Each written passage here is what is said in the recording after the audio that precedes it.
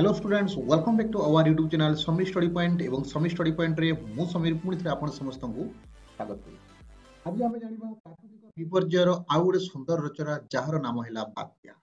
चलतु डरी करी क्लास टी आरंभ करवा पूर्व समस्त को निवेदन जो चैनल टी सब्सक्राइब करना चैनल टी सब्सक्राइब कर दिंतु लाइक टे करूँ और शेयर टे करूँ।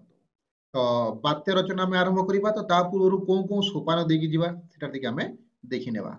देखंतु तो बात्या रचना लिखिबा हेले आमे निम्नोक्त सोपान गुडी को जीवाकू पड़िबो। से सोपान गुडी को आपनक डिस्प्ले रे शो होईछि। तो से सोपान गुडी को हेला प्रथम आमे लिखिबा उपक्रम, तापर लिखिबा बात्या काहेकि हुए, तापर लिखिबा बात्यार दृश्य, तापर लिखिबा सरकारक साहाय्य, तापर लिखिबा क्षयक्षति, तापर लिखिबा शेष कथा। एतिकटी सोपान देकी आमे बात्या रचनाटी लिखिबा। तो चलंतु प्रथमे देखिबा आमे उपक्रम।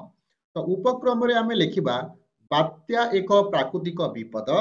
यह साधारणतः समुद्र उपकूलवर्ती अंचल रे घटी थाए।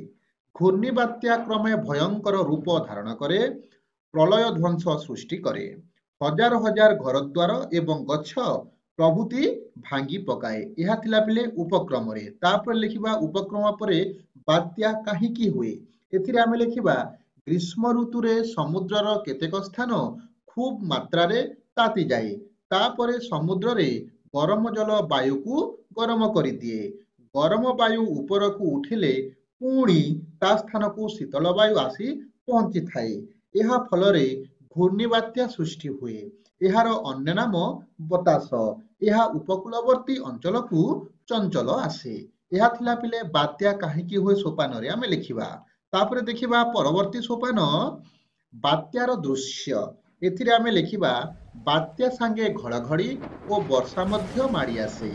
बिजुली एवं सु सु गर्जन करी पवन मध्य बहे। बेलकु बेल साई साई पवन रे शब्द बढ़ी थाए। लोक माने आतंक होई पड़ती। केही केही घर छाड़ी निरापद स्थान को पलांती। चाल छपर घर उड़ी जाए। माटी कांथ सबू भुसुड़ी पड़े। बड़ बड़ गछ मध्य उपुड़ी जाए। से सबू रास्तारे पड़ी बाट बंद करी दिए। गछ और कांथ भुसुड़िले बहु लोक पोती होई मरी जाती। पशु पक्षी मध्य मरी जाती।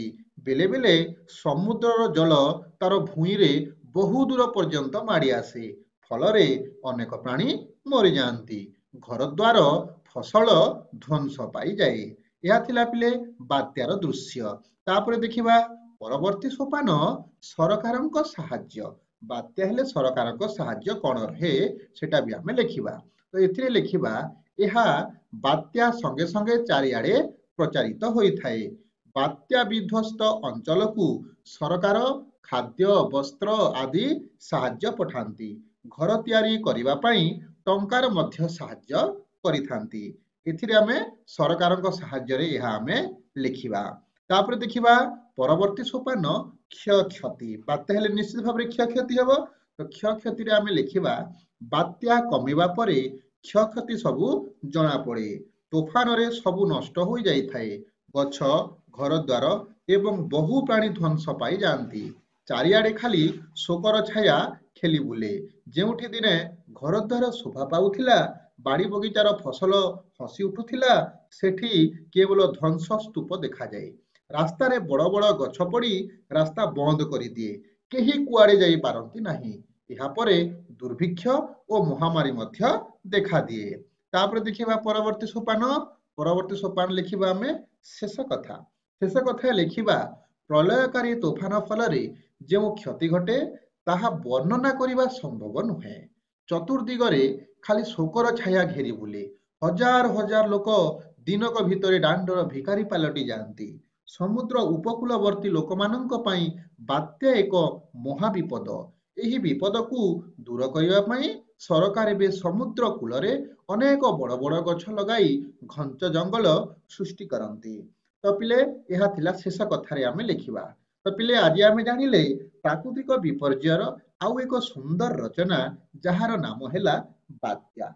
वीडियो जदि भल लागिला तो निश्चित भाव चैनल टी को सब्सक्राइब कर दियंतु। पुणी परवर्ती क्लास रे प्राकृतिक विपर्यय संबंधी आउ एक नूतन रचना आपण मानकु सम्मुखरे उपस्थापना करिवि। से पर्यंत रहुछि। धन्यवाद। जय जगन्नाथ।